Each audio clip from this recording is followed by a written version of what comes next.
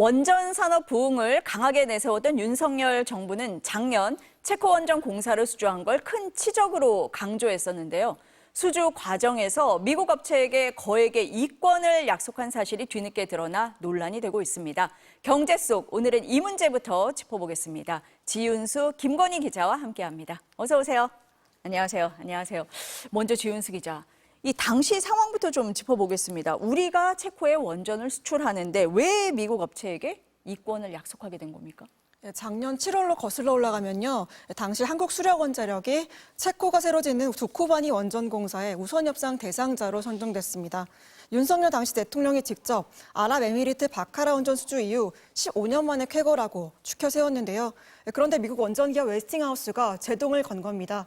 한국이 자신들의 원천 기술을 침해해서 소송이 진행 중인데 한국과 계약하는 건 부당하다는 겁니다. 우선협상 대상자는 말 그대로 먼저 협상하는 거지 최종 계약은 아니잖아요. 윤석열 대통령이 직접 체코까지 가서 세일즈 외교를 했지만 채권 확답이 없었고요. 한전, 한수원이 웨스팅하우스와 결국 합의의 분쟁을 끝냈는데 우리가 공사를 따냈지만 이때의 합의 내용이 뒤늦게 알려진 겁니다. 자, 그러면 우리가 알려진 합의 내용을 좀 하나씩 짚어보겠습니다. 먼저 우리가 원전을 수출할 때 미국 업체에 어떤 이권을 약속한 겁니까? 네, 앞으로 50년간 우리가 원전 한 개를 수출할 때마다 웨스팅하우스에 약 9천억 원 규모로 물품과 용역 계약을 하기로 약속했습니다. 수출은 우리가 하는데 일부 일감은 미리부터 정해둔 건데요. 또 한 기당 기술 사용료 2,400억 원도 지급하기로 했습니다. 둘을 합치면 1조 원 넘는 이권이죠. 원전 한 개 건설 비용이 10조 원 정도인데 약 10%를 웨스팅하우스에 주는 겁니다. 더구나 수출하려면 웨스팅하우스에게 허락을 받아야 한다는 조항도 포함된 걸로 알려졌습니다. 자기들 기술을 침해한 게 아닌지 수출 때마다 매번 검사한다는 겁니다. 50년간 이런 이권이 현재 보장되는 겁니다. 와, 50년이나 된다는 얘기네요. 원전 하나를 짓는데 지금 지 기자 얘기를 들어봐도 거액의 돈이 오가는 거잖아요. 그래서 국가에서 외교전까지 펼치는 그런 상황인데 우리가 어렵겠다는 이 사업의 일부 이익을 미국 업체에 건넨다. 뭐 이런 얘기인 거잖아요, 지금. 네, 이게 전부가 아닌데요. 말씀하신 수주 지역, 그러니까 경쟁 특정 지역 영업을 우리가 포기한다고도 합의를 했습니다. 웨스팅하우스와 한전, 한수원이 나눠서 배타적으로 구획을 정한 건데요.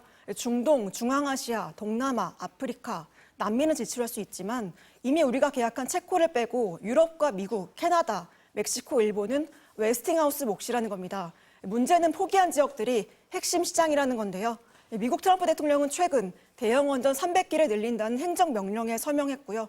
우리 몫인 우즈베키스탄, 카자흐스탄, 아프리카는 중국과 러시아 입김이 강해서 수주가 쉽지가 않습니다. 사실 그간 우리는 EU 진출에 공들여 왔는데 스웨덴, 슬로베니아, 네덜란드 원전 수주를 모두 연달아 최근에 포기했습니다. 한수원은 전략적 판단이라고 해명했지만 사실상 협정 내용을 이행한 걸로 보입니다. 지금 지 기자 설명을 들어보면 뒤늦게 이제 비밀 계약 내용이 알려지고 있는데 그럼 체코 하나 따내려고 이렇게 많이 양보했나? 이런 얘기가 나올 수밖에 없어요. 그래서 정치권에서도 논란이 있는 겁니까? 네, 아시다시피 윤석열 정부는 전임 문재인 전 정부에서 이념적인 탈원전 정책으로 원전 생태계가 망가졌다면서 자신이 그걸 복원하겠다 이렇게 강조해 왔는데요. 문재인 정부 때 공사를 중단한 탈원전의 상징 신한울 3, 4호기도 다시 짓기로 시작했고 2030년까지 원전 10개를 수출할 거라고도 했고요. 결국 가시적인 성과를 내려고 급급하다 보니까 굴욕적인 합의를 해주고라도 체코 원전을 따낸 게 아니냐 이런 말이 나오고 있습니다. 대통령실은 진상 파악을 지시했고 정부도 향후 대책을 고심하고 있습니다. 근데 뭐 이 합의가 정부 대 정부 이렇게 한 게 아니라 한전, 한수원과 미국의 웨스팅하우스 이렇게 기업끼리 한 거잖아요. 그러면 그 당사자인 한전, 한수원에서는 뭐라고 얘기합니까? 한전과 한수원 사장은 최근에 국회로 불려 나왔는데요. 거기서 비밀 유지 약정에 따라서 협정 내용을 공개할 수 없다면서 말을 아꼈습니다. 다만 황주 한수원 사장은 불리한 협상이라는 지적에는 동의 못하겠다고 주장했는데요. 미술 측 원천 기술을 쓴 만큼 기술 사용료를 낼 수밖에 없다면서 그걸 감내하고도 이익을 남길만 하단 겁니다.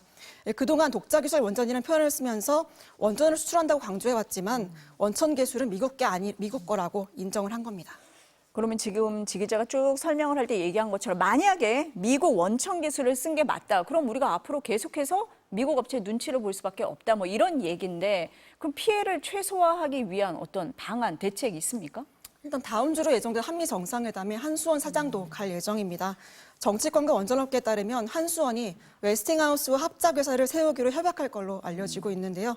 이미 오래전부터 추진은 됐는데 합작회사가 성사되면 원천 기술을 가진 웨스팅하우스가 설계를, 건설이 강한 우리는 시공하는 방향으로 역할을 분리할 거란 겁니다. 우리가 맡을 시공을 EPC라고 하는데요. 원전 기기를 발주해 구매하고 설치까지 하는 일련의 작업을 맡는다는 겁니다. 이럴 경우 우리 기업들이 수주 영업을 하지 않기로 약속했던 미국 시장에서 웨스팅하우스가 따낸 원전 사업도 실제 공사는 맡을 수 있습니다. 물론 50년간 거액의 이권을 약속한 합의는 여전히 존재하고요. 과연 불공정해 보이는 합의를 뛰어넘으면서 일감과 국익을 챙길 수 있는 협상이 될지 지켜봐야겠습니다. 이게 25일에 있는 한미 정상회담까지 이어지는 이슈가 되겠네요. 좀 지켜보겠습니다.